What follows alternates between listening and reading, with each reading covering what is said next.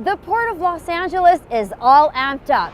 As the first port in the world to use alternative maritime power, or AMP as we say for short, for container ships, the Port of LA is proud to report that it has the most shoreside AMP connections of any port in the world.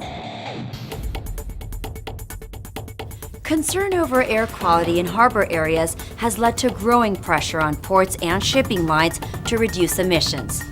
How did AMP come about? In the early 2000s, the port was looking to reduce diesel particulate matter here at the port and the surrounding community, and the Port of Los Angeles was the first port ever to plug in a container ship to shore power. How do ships actually connect to AMPs? We use two cables that are lowered from the vessel. They use 6.6, which is 6,600 volts to connect. They're large receptacle plug. They're capable of carrying 300 amps per cable at 6,600 volts. After all safety checks are completed, they're plugged into shoreside electrical outlets. AMP provides power for lights, refrigerated cargo containers, air conditioners, and ship equipment.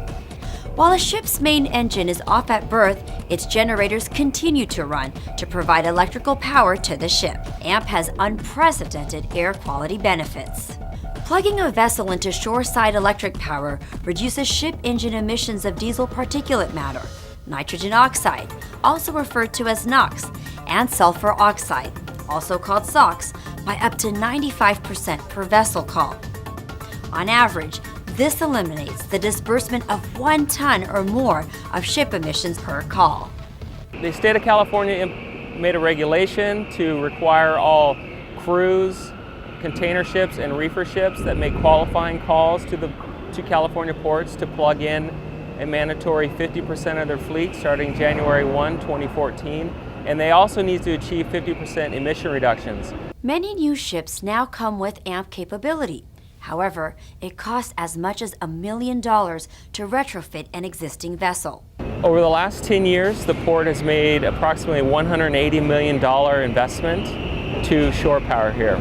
This collaborative effort between the shipping lines and the Port of Los Angeles assures that the state regulatory program will succeed. The Port of LA has committed capital resource to help outfit the facility with the additional plugs. So we have a total of 6 plugs at YTI. We expect to plug in about 60 vessels this year. Port of LA has, for us, always been flexible when it comes to committing resources early enough so that we can be prepared. The concept of AMP has come a long way. Alternative maritime power will play a vital role in the future of maritime industry, and the Port of LA is amped up and leading the way.